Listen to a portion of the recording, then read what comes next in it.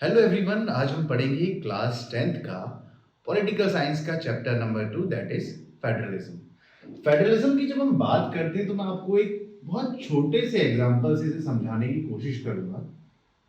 आप जिस भी स्कूल में पढ़ते होंगे, एक छोटे से स्कूल का एग्जांपल लेते हैं और समझते हैं कि क्या फेडरलिज्म होता है। ठीक है, एक स्कूल होता है, स्कूल की एक हेड होती है दैट इज प्रिंसिपल।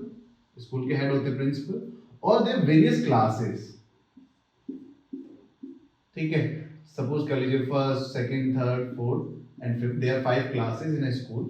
अब ये 5 क्लासेस और ये प्रिंसिपल समवट हमें फेडरल स्ट्रक्चर की याद दिलाए।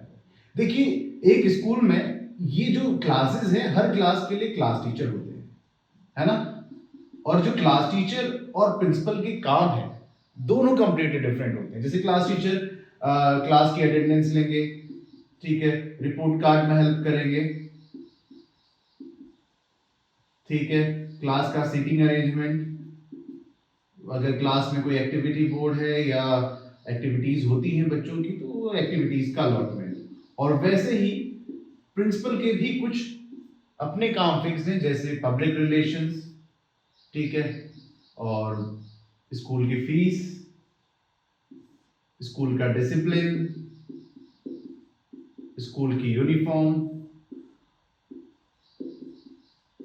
दोनों का क्लियर कट अलग अलग अपना जुरिस्डिक्शन है। दोनों का अपना अपना अपना क्या है, जुरिस्डिक्शन है। दोनों का अपना अपना दायरा है एक ही स्कूल, एक ही एंटिटी है, और उसी एंटिटी के अंडर में हम दो पार्ट्स में उसको देख रहे हैं कि एक क्लास टीचर है और दूसरे स्कूल के प्रिंसिपल है। प्रिंसिपल और क्लास टीचर का जुरिस्डिक्शन ओवरलैप नहीं कर रहा, दोनों का क्लियर कट डिफरेंसेस हैं उनके जुरिस्डिक्शन में। ठीक है, दोनों के अलग अलग अपने अपने काम हैं और वो उसके हिसाब से काम करते हैं। तो इस तरीके की गवर्नमेंट जो होती है उसको कहते हैं फेडरल गवर्नमेंट, जहां दो गवर्नमेंट्स होती हैं, एक सेंट्रल गवर्नमेंट होगी और दूसरी स्टेट गवर्नमेंट होंगी या प्रोविंशियल गवर्नमेंट होंगी। ठीक है, और दोनों के अपने अपने काम होंगे। सेंट्रल गवर्नमेंट फेडरल गवर्नमेंट के काम में इंटरफेयर नहीं करेगी और फेडरल गवर्नमेंट सेंट्रल गवर्नमेंट के काम में इंटरफेयर नहीं करेगी। तो ऐसी गवर्नमेंट को कहते हैं फेडरल गवर्नमेंट। वहीं अगर आप सोच लीजिए, अब इसमें एक चीज ध्यान रखने की बात यह है कि दोनों ही गवर्नमेंट एक दूसरे की कोई भी सबऑर्डिनेट नहीं है, कोई भी सुपीरियर नहीं है। ठीक है, अब वहीं इसी स्ट्रक्चर को थोड़ा सा चेंज कर देते हैं। सपोज कीजिए कि प्रिंसिपल सुपीरियर है और प्रिंसिपल क्लास टीचर प्रिंसिपल के अंडर में काम कर रहे हैं, जैसे एक्चुअल में होता है। यानी कि क्लास टीचर क्या है, सबऑर्डिनेट है, वो किसके इंस्ट्रक्शन पे काम कर रहे हैं, प्रिंसिपल के इंस्ट्रक्शन पे काम कर रहे हैं। तो ऐसी गवर्नमेंट को बोलते हैं unitary government. Okay, I hope कि आपको यूनिटरी और फेडरल गवर्नमेंट के बीच का फर्क समझ में आ रहा होगा। जो यूनिटरी गवर्नमेंट है उसमें अलग से कोई गवर्नमेंट फॉर्म नहीं होती है, यानी कि इनका जुरिस्डिक्शन अलग नहीं होगा। ये इनकी इंस्ट्रक्शन पे काम करेंगे, प्रिंसिपल के काम इंस्ट्रक्शंस पे काम करेंगे, ये इनके सबऑर्डिनेट होंगे। इन्होंने कुछ कहा तो इन्हें वो करना ही करना होगा। यानी कि इसके जुरिस्डिक्शन में जो क्लास टीचर है, पूरा का पूरा इंटरफेरेंस किसका होगा, प्रिंसिपल का होगा। ऐसी गवर्नमेंट क्या होगी, यूनिटरी गवर्नमेंट होगी। 1993 से पहले बेल्जियम में ऐसी ही गवर्नमेंट थी, जो हमने पहले एग्जांपल लिया फेडरल गवर्नमेंट का।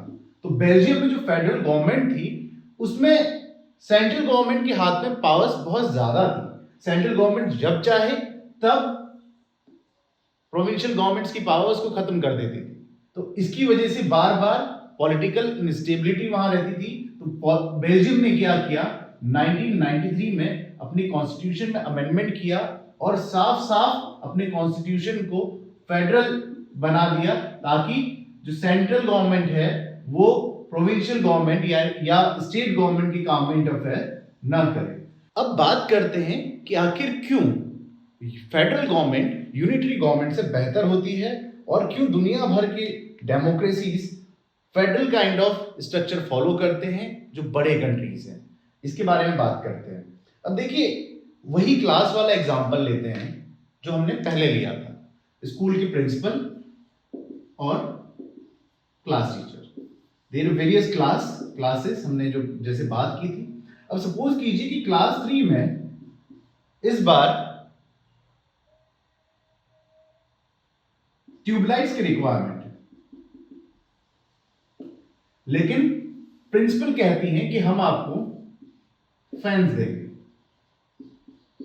प्रिंसिपल ने डिसाइड किया कि हम आपको क्या प्रोवाइड कर रहे हैं, फैंस प्रोवाइड कर रहे हैं, जबकि क्लास को क्या चाहिए, ट्यूबलाइट चाहिए। अब यहां कोई क्लास टीचर तो है नहीं, तो ऐसी सिचुएशन में क्या होगा, प्रिंसिपल इस क्लास को फैंस प्रोवाइड कर देंगे, जबकि ये ट्यूबलाइट यहां इनको नहीं मिलेगी।